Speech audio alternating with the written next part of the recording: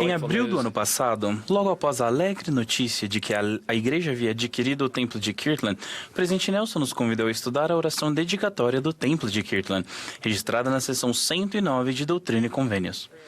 A oração dedicatória, conforme disse o presidente Nelson, é um tutorial de como o templo fortalece vocês e a mim espiritualmente, a fim de enfrentarmos as dificuldades da vida nesses últimos dias. Tenho certeza de que seu estudo da seção 109 produziu ideias que o abençoaram. Nessa noite, compartilho algumas coisas que eu aprendi ao seguir o convite de nosso profeta.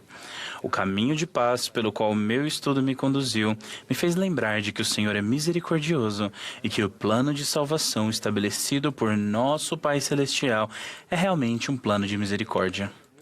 Como vocês devem saber, os missionários recém-chamados são incentivados a receber a investidura do templo o mais rápido possível e a frequentar o templo sempre que as circunstâncias permitirem.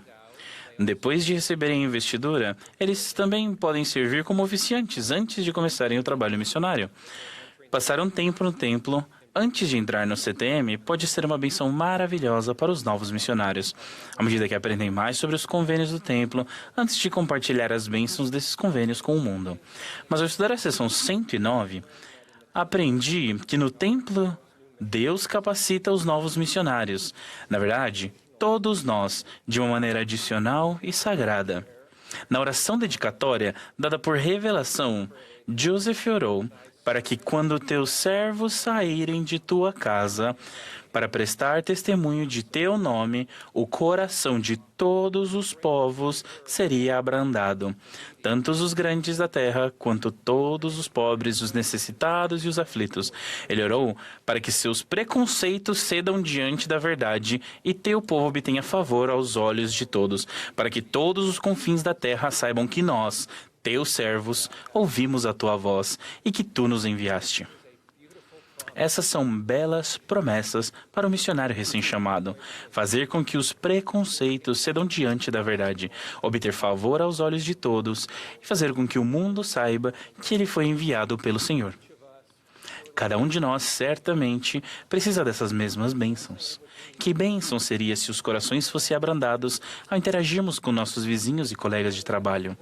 A oração dedicatória não explica exatamente como o tempo que passamos no templo abranda o coração de outras pessoas, mas estou convencido de que isso está ligado ao fato de que o tempo que passamos na casa do Senhor abranda nosso próprio coração ao nos centralizarmos em Jesus Cristo e em sua misericórdia.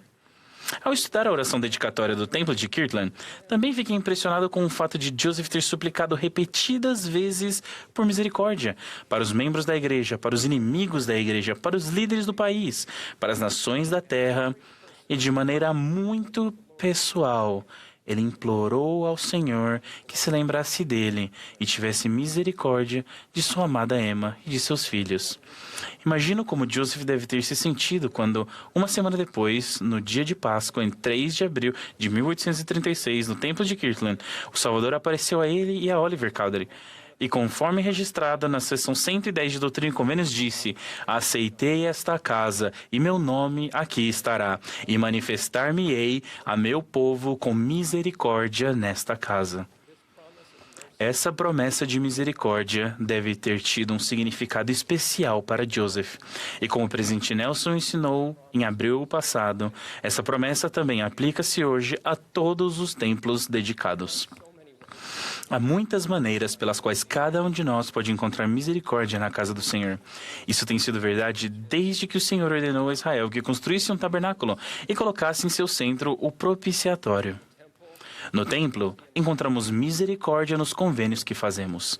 Esses convênios, além do convênio batismal, nos ligam ao Pai e ao Filho e nos dão maior acesso ao que o presidente Nelson ensinou ser tipo especial de amor e misericórdia, chamado Hesed, em hebraico. Encontramos misericórdia na oportunidade de sermos selados à nossa família para a eternidade. No templo, também passamos a entender com mais clareza que a criação, a queda, o sacrifício expiatório do Salvador e nossa capacidade de entrar novamente na presença de nosso Pai Celestial. Cada parte do plano de salvação é uma manifestação de misericórdia. De fato, pode-se dizer que o plano de salvação é um plano de felicidade, precisamente porque é um plano de misericórdia.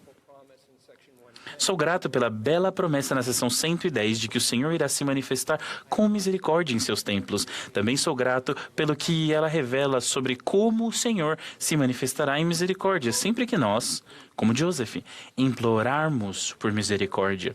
A súplica de Joseph Smith por misericórdia na seção 109 não foi a primeira vez que suas súplicas por misericórdia levaram à revelação. No bosque sagrado, o jovem Joseph orou não apenas para saber qual era a igreja verdadeira, mas também clamou ao Senhor por misericórdia, pois não havia nenhum outro a quem ele pudesse recorrer para obter misericórdia. De alguma forma, o fato de reconhecer que precisava de misericórdia, que somente o Senhor poderia proporcionar, ajudou a abrir as janelas do céu. 3 anos depois, o anjo Moroni apareceu após Joseph ter sido sua oração e súplica ao Deus Todo-Poderoso para pedir perdão por todos os seus pecados. Esse padrão de revelação após uma súplica por misericórdia é conhecido nas Escrituras. Enos ouviu a voz do Senhor somente depois de orar pedindo perdão. A conversão do pai do rei Lamone começa com sua oração: abandonarei todos os meus pecados para conhecer-te. Talvez não sejamos abençoados com essas mesmas experiências extraordinárias, mas para aqueles que às vezes têm dificuldades de sentir que recebeu respostas às orações, buscar a misericórdia do Senhor é uma das maneiras mais poderosas de sentir o testemunho do Espírito Santo. Um princípio semelhante é belamente ensinado em Moroni 10, do 3 ao 5. Muitas vezes simplificamos esses versículos para ensinar que, por meio da oração sincera, podemos saber se o livro de Mórmon é verdadeiro. Mas essa simplificação pode negligenciar o importante papel da misericórdia. Ouçam o início da exortação de Moroni. Eis que desejo exortar-vos, quando lerdes estas coisas, a vos lembrardes de quão misericordioso tem sido o Senhor para com os filhos dos homens, desde a criação de Adão até a hora em que receberdes essas coisas, e a meditardes sobre isso em vosso coração. Moroni nos exorta não apenas a ler estas coisas, os registros que ele estava prestes a selar, mas também a ponderar em nosso coração o que o livro de Mórmon revela sobre quão misericordioso tem sido o Senhor para com os filhos dos homens. É a ponderação sobre a misericórdia do Senhor que nos prepara para perguntar a Deus, o Pai Eterno, em nome de Cristo, se estas coisas não são verdadeiras. Ao ponderarmos sobre o livro de Mórmon, podemos nos perguntar: é realmente verdade, como Alma ensinou, que o plano de misericórdia estabelecido por Deus garante que todas as pessoas que já viveram nessa terra serão ressuscitadas e que todas as coisas serão restauradas à sua perfeita estrutura? Será que a moleque está certo? Será que a misericórdia do Salvador pode satisfazer todas as exigências amargas e reais da justiça, que de outra forma seríamos obrigados a pagar, mas em vez disso envolve-nos nos braços de sua segurança? É verdade que, como Alma testificou, Cristo sofreu não apenas por nossos pecados, mas também por nossas dores e aflições, para que pudesse saber como socorrer seu povo de acordo com suas enfermidades? O Senhor é realmente tão misericordioso, como ensinou o rei Benjamim, que, como uma dádiva gratuita, ele expiou os pecados dos que morreram sem conhecer a verdade de Deus acerca de si mesmos ou os que pecaram por ignorância? É verdade, como disse Leí, que Adão caiu para que os homens existissem, e os homens existem para que tenham alegria?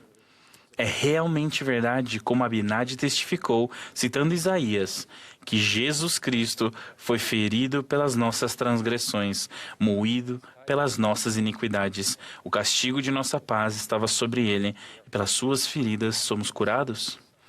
Em suma, o plano do Pai, conforme ensinado no livro de Mórmon, é realmente tão misericordioso?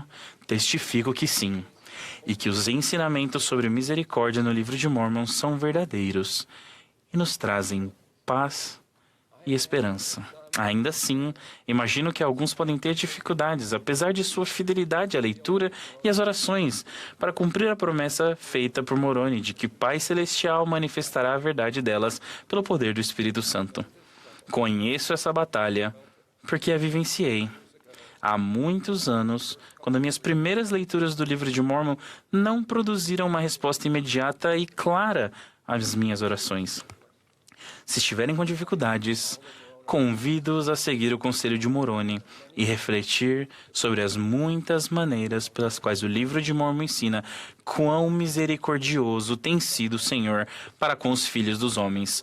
Com base em minha experiência, espero que quando fizer essas coisas, a paz do Espírito Santo possa entrar em seu coração e você possa saber, acreditar e sentir que o livro de Mormon e o plano de misericórdia que ele ensina são verdadeiros. Expresso minha gratidão pelo grande plano de misericórdia do Pai e pela disposição do Salvador em executá-lo. Sei que ele se manifestará em misericórdia em seu templo sagrado e em cada parte de nossa vida se o buscarmos. Em nome de Jesus Cristo. Amém.